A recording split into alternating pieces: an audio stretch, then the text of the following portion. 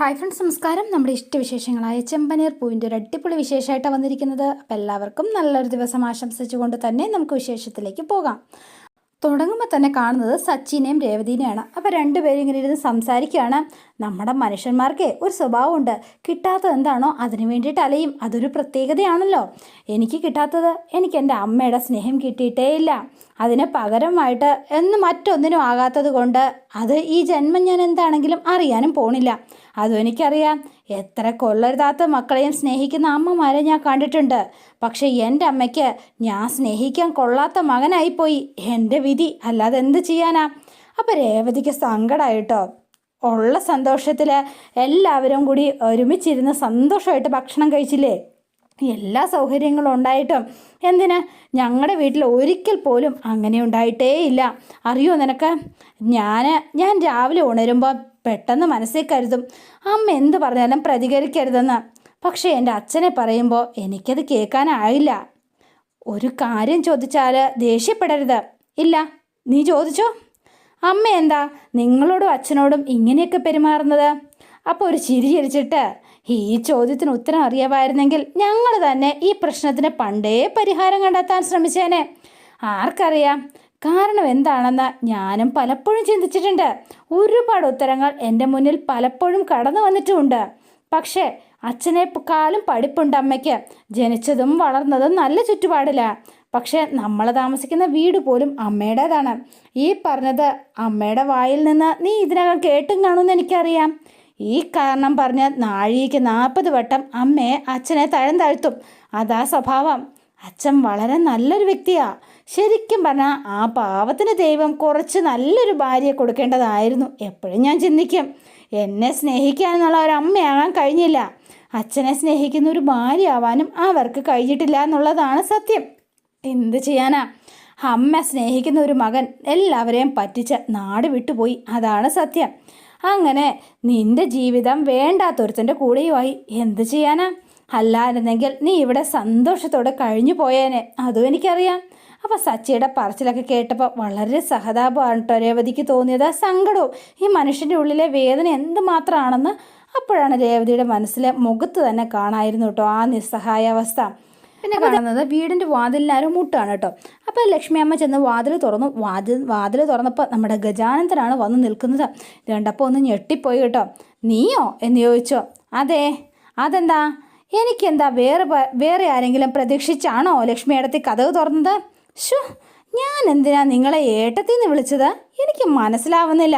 ലക്ഷ്മി, അത് മതി അല്ലട മക്കളെ എന്ന് ചോദിച്ചു. അപ്പോൾ 2 ശിങ്കിടികളെയും കൂടെ കൂട്ടിയാണ് വന്നിരിക്കുന്നത്. അപ്പോൾ അത് മതി എന്ന് അവന്മാർ പറയണം. അപ്പോൾ ഇത്രയും കാലം എന്തിനാണ് നീ എന്നെ ലക്ഷ്മി ഏട്ടത്തിന്ന് വിളിച്ചത്? അപ്പോൾ ബഹുമാനം കൊണ്ടൊന്നും അല്ല കേട്ടോ, കുറച്ച് ഡീസൻ്റ് ആവാമെന്ന് കരുതി. എന്നെങ്കിലും ഒരു ദിവസം അവളെ എനിക്ക് തന്നാൽ ഏട്ടത്തി എന്നുള്ള വിളി അമ്മായി എന്ന് മാറ്റി വിളിക്കാൻ എളുപ്പമാണെന്നാണ് വിചാരിച്ചത്. പക്ഷേ നിങ്ങൾ കാര്യങ്ങളൊക്കെ വളരെ എളുപ്പത്തിലാക്കി. ഇനിയിപ്പോൾ കുറച്ച് കാലം ലക്ഷ്മി എന്ന് വിളിക്കാം. പോരടിക്കുമ്പോൾ അത് മാറ്റി എൻ്റെ സൗകര്യം പോലെ എങ്ങനെയാണെന്ന് വെച്ചാൽ ഞാനങ്ങ് മാറ്റി വിളിച്ചോളാം. നീ എന്തിനാ ഈ നേരത്ത് വന്നത്? ഗജാനന്ദൻ ഒരിടത്ത് ചെല്ലുന്നത് പലിശ ഈടാക്കാനാ. അത് പണമായിട്ട് തന്നെ വേണമെന്ന് നിർബന്ധമില്ലാത്തത് കൊണ്ട് നേരവും കാലമൊന്നും നോക്കാറില്ല. ദേ, ആവശ്യമില്ലാത്ത പ്രശ്നങ്ങൾ ഉണ്ടാക്കാതെ നീ പോ ഗജാനന്ദ. അടങ്ങ് ലക്ഷ്മി, അടങ്ങ്. ഞാനിപ്പോൾ ഇങ്ങ് വന്നതല്ലേ ഉള്ളൂ. അതിനു മുൻപ് പോകാൻ പറഞ്ഞാൽ എങ്ങനെയാ എന്ന് ചോദിച്ചു. അപ്പോഴേക്കും ദേവു അങ്ങോട്ടേക്ക് വന്നു കേട്ടോ. അപ്പോൾ ദേവു കണ്ടു. ആഹാ, ഇവിടെ ഉണ്ടായിരുന്നോ എന്ന് ചോദിച്ചു ഇവൻ ഒരു ചിരി. അപ്പോഴത്തേനും ദേവു അമ്മയുടെ അടുത്തേക്ക് ചേർന്നിങ്ങനെ നിൽക്കുക. നീ ആള് സുന്ദരിയാട്ടോ. ഇത്രയും കാലം നിൻ്റെ ചേച്ചി ഇവിടെ ഉണ്ടായിരുന്ന കൊണ്ട് നിന്നെ ഒന്ന് ശരിക്കും ഒന്ന് കാണാനോ നോക്കാനോ പറ്റിയില്ല.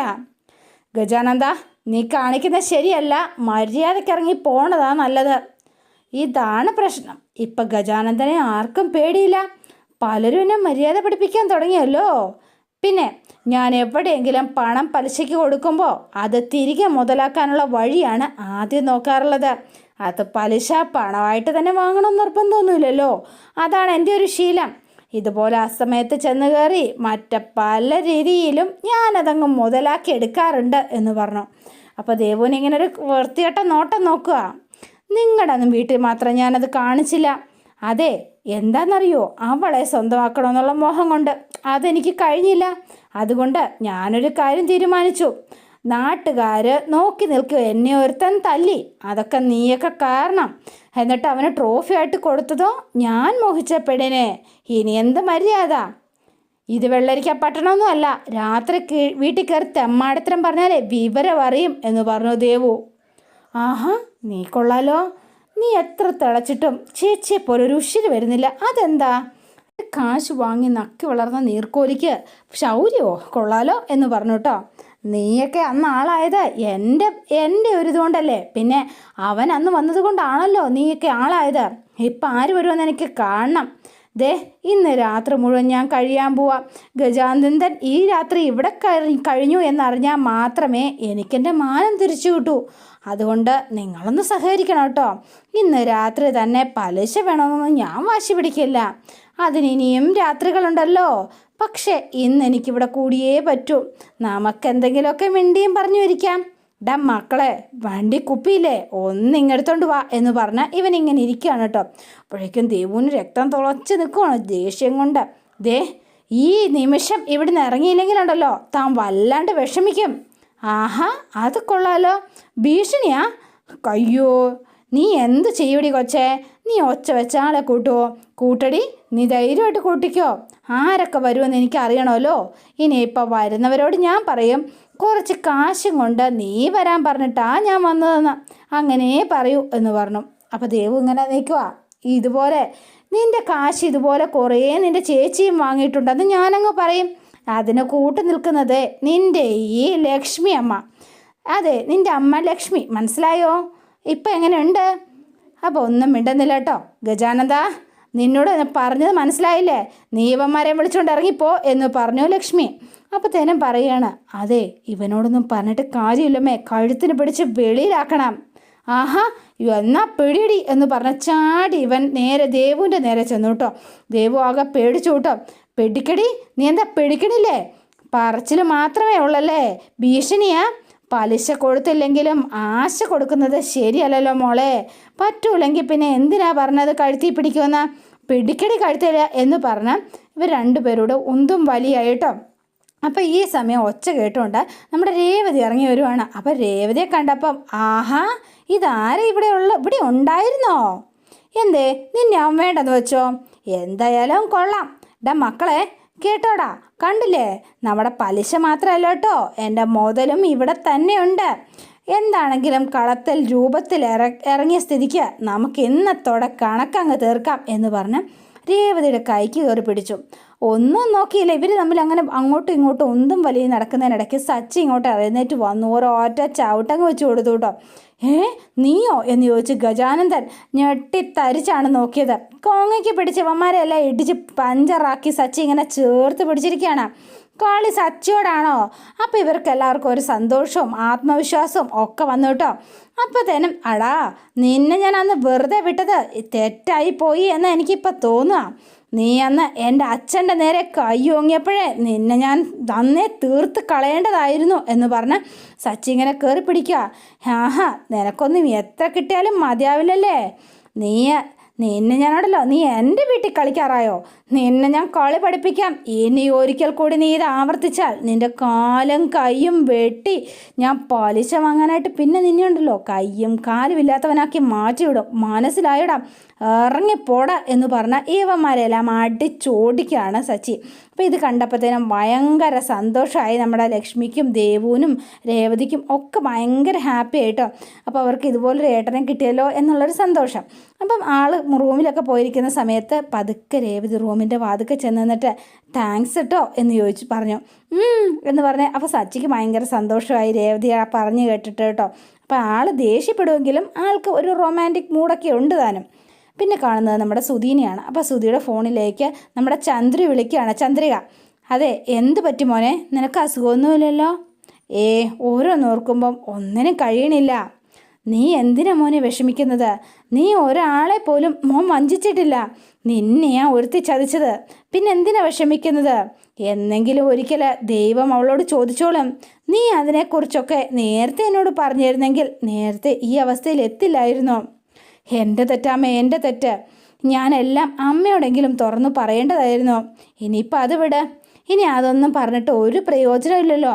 അടുത്ത് എന്ത് ചെയ്യാം അത് ആലോചിച്ചാൽ മതി എന്ന് പറഞ്ഞു. ആദ്യം നീ നിൻ്റെ ആരോഗ്യം ശ്രദ്ധിക്കാം. വല്ലാതെ ക്ഷീണിച്ചു പോയി നീ. നിനക്ക് എന്തെങ്കിലും കഴിക്കാൻ വേണമെങ്കിൽ പറ, അമ്മ ഉണ്ടാക്കിക്കൊണ്ടുവരാം. ഒന്നും വേണ്ടമ്മേ, അമ്മ വെറുതെ ബുദ്ധിമുട്ടണ്ട. നിനക്ക് വേണ്ടി എന്തെങ്കിലും ചെയ്യുന്നതിൽ എനിക്കെന്ത് ബുദ്ധിമുട്ടാടാ? പറയേ. നിന്നെ കാണാതായ അന്ന് മുതൽ ഒരു പോള കണ്ണടച്ചിട്ടില്ല ഞാൻ, അറിയോ നിനക്ക്? എൻ്റെ പ്രാർത്ഥന ദൈവം കേട്ടു എന്ന് പറഞ്ഞാൽ മതിയല്ലോ. ക്ഷേത്രത്തിൽ ഭക്ഷണത്തിനായി നിന്ന് എന്നെ കണ്ടപ്പോൾ എൻ്റെ മനസ്സ് തകർന്നു പോയി മോനെ, തകർന്നു പോയി. നിനക്കറിയോ, ഇനി ഒരിക്കലും എൻ്റെ മോൻ അങ്ങനൊരവസ്ഥയിൽ ചെന്ന് പെടരുത്. അതുകൊണ്ട് അമ്മ ഈ പറയണത്. നീ പറ, നിനക്ക് എന്താ കഴിക്കാൻ വേണ്ടത്? അതെ, അമ്മ ഉണ്ടാക്കുന്ന ആ ചിക്കൻ പുരട്ട് അത് കഴിക്കാൻ തോന്നുക. അത്രേ ഉള്ളൂ? എന്നാൽ നാളെ തന്നെ ഞാൻ ഉണ്ടാക്കിക്കൊണ്ട് വരാം. നീ ധൈര്യമായിട്ടിരിക്കുക. അപ്പോഴാണ് നമ്മുടെ രവിയേട്ടൻ അങ്ങോട്ടേക്ക് വരുന്നത്. ഇത് കണ്ടപ്പോഴത്തേനും പെപ്പ വയ്ക്കാൻ തുടങ്ങി. ഭാമേ, നമ്മുടെ ആരോഗ്യം നമ്മൾ തന്നെ നോക്കണ്ടേ എന്ന് ചോദിച്ചു വിഷയം മാറ്റിയേ. ഒറ്റയ്ക്കായിരിക്കുമ്പോഴേ ആരോഗ്യം ശ്രദ്ധിച്ചില്ലെങ്കിലേ ഒടുവിൽ അനുഭവിക്കേണ്ടി വരുന്നത് നമ്മൾ മാത്രമായിരിക്കും ഭാമേ. എന്താമേ, അച്ഛനടുത്ത് വന്നോ എന്ന് ചോദിച്ചു ശ്രുതി. അതെ അതെ, ഇല്ലെങ്കിൽ പിന്നെ ഞാനിങ്ങനെ സംസാരിക്കുമോ? അപ്പോൾ വിഷയം മാറ്റിയെന്ന കാര്യമൊക്കെ മനസ്സിലായി. നീ ഇപ്പം റെസ്റ്റ് എടുക്കാം, നാളെ ഞാൻ നിനക്കുള്ള ഫുഡുമായിട്ട് വന്നേക്കാം, ഓക്കെ? അപ്പോൾ ഇങ്ങനെ വെക്കാൻ തുടങ്ങിയപ്പം ഫാമയാണോ എന്ന് ചോദിച്ചോ. അവൾക്ക് നല്ല സുഖമില്ല. ഫോണൊന്ന് തരുമോ, എനിക്ക് സംസാരിക്കാനാ എന്ന് പറഞ്ഞു. അല്ല ഫാമേ, ഫോൺ ഞാൻ രവിയേട്ടന് കൊടുക്കാട്ടോ. രവിയേട്ടനാ നിന്നോട് എന്തോ സംസാരിക്കണമെന്ന്. നീ രവിയേട്ടനോടൊന്ന് സംസാരിക്കേ എന്ന് ആക്കിയ മട്ടിലെല്ലാം പറഞ്ഞു കൊടുത്ത ശേഷം ഫോൺ രവിയേട്ടൻ്റെ കയ്യിലേക്ക് കൊടുക്കുകയാണ്. ഹലോ ഫാമേ എന്ന് വിളിച്ചു. പക്ഷേ എങ്കിൽ അപ്പോഴേക്കും ഫോൺ കട്ടാക്കിയേ. കട്ടായല്ലോ, നീ ഒരു കാര്യം ചെയ്യേ, ഒന്നുകൂടി വിളിക്കുക എന്ന് പറഞ്ഞു. വേണ്ടാന്നേ, അവൾക്ക് ഉറക്കം വരുന്നു എന്ന് പറഞ്ഞിരുന്നു. അവൾ ഉറങ്ങിക്കോട്ടെ, നാളെ വിളിക്കാം. എന്നാൽ ശരി, നാളെ വിളിക്കാം എന്ന് പറഞ്ഞ് രവിയേട്ടൻ അപ്പുറത്തേക്ക് പോയിട്ട് ചന്ദ്രേ എന്ന് വിളിച്ചു. എന്താ രവിയേട്ടാ? അല്ല ഒന്നുമില്ല എന്ന് പറഞ്ഞ് നേരെ അകത്തേക്ക് കയറിപ്പോയി. അപ്പം തൽക്കാലം രക്ഷപ്പെട്ടു എന്ന് പറഞ്ഞാൽ മതി. പിന്നെ കാണുന്നത് രേവതിനെയാണ്. അപ്പോൾ രേവതി ഇതേ അച്ഛൻ്റെ മുന്നിൽ നിന്ന്, ഫോട്ടോയ്ക്ക് മുന്നിൽ നിന്ന് ഇങ്ങനെ പ്രാർത്ഥിച്ചുകൊണ്ട് നിൽക്കുകയാണ്. അപ്പോൾ ദേവു ചോദിക്കുക, ചേച്ചി ഇതുപോലെ നമ്മുടെ അച്ഛൻ്റെ ഫോട്ടോ വെച്ചിട്ട് ചേച്ചിയുടെ വീട്ടിലും പ്രാർത്ഥിക്കാറുണ്ടോ? എന്നുള്ള മട്ടിൽ ഒന്ന് മൂളുക മാത്രം ചെയ്തു. അപ്പോൾ സച്ചിയൊക്കെ റെഡി ആയിട്ട് ഇവർ പോകാനായിട്ട് ഇറങ്ങുകയാണ്. എന്നാൽ നമുക്ക് ഇറങ്ങിയാലോ എന്നിങ്ങനെ സച്ചി ചോദിച്ചപ്പം, മോനെ ഭക്ഷണം കഴിച്ചിട്ട് പോ, ഭക്ഷണം റെഡിയായി. അയ്യോ അതൊന്നും വേണ്ടമ്മേ, സമയം വൈകി. എല്ലാം റെഡിയാ സച്ചേട്ടാ, എന്താണല്ലോ ഇത്ര വൈകിയില്ലേ? എന്നാൽ പിന്നെ ഇത്തിരിയെങ്കിലും കഴിച്ചിട്ട് ഇറങ്ങുക എന്ന് ദേവും പറയാം. ഇനി വരുമ്പോഴല്ലേ നമുക്ക് ഒരുമിച്ചിരുന്ന് കഴിക്കാനൊക്കെ പറ്റുള്ളൂ. ആയിക്കോട്ടെ, എന്നാൽ പിന്നെ കാര്യമായിട്ട് കഴിച്ചു കളയാം എന്ന് പറഞ്ഞ സച്ചി.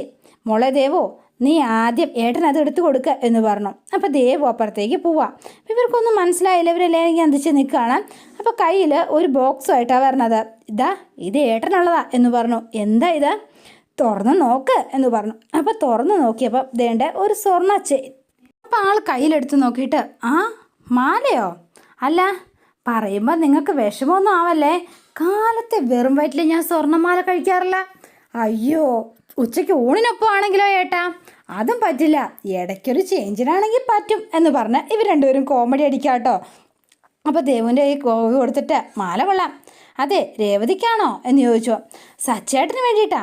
എനിക്കോ? എനിക്കെന്തിനാ ഈ മാല എന്ന് ചോദിച്ചോ. കഴുത്തി കെട്ടിയിട്ട് വണ്ടി ഓടിക്കാനോ? അതെ, അല്ലാതെ പിന്നെ സ്വർണ്ണമാല പിന്നെ വണ്ടി കെട്ടിയിട്ട് വലിക്കാൻ പറ്റില്ലല്ലോ. നീ ആൾ കൊള്ളാലോടി കാന്താരി എന്നിങ്ങനെ ദേവുവിനോട് പറയാണ്. ദേവു, നീ ഏട്ടനോടാണ് ഈ തർക്കുത്തരം പറയണത്? എന്താമേ ഇത്? തർക്കുത്തരം അല്ലല്ലോ, തമാശയല്ലേ. അതിരിക്കട്ടെ, ഈ മാല എൻ്റെ കയ്യിൽ തന്നതിൻ്റെ കാര്യം മനസ്സിലായില്ല. അതെ, അങ്ങനെയാ ചില ചടങ്ങുകളൊക്കെ ഉണ്ട് അല്ലമ്മേ എന്ന് പറഞ്ഞു കേട്ടോ. അപ്പോൾ ഇങ്ങനെ ഒന്നും അറിയാത്ത ആളാണല്ലോ സച്ചി. അപ്പോൾ സച്ചി ഇങ്ങനെ നോക്കുക.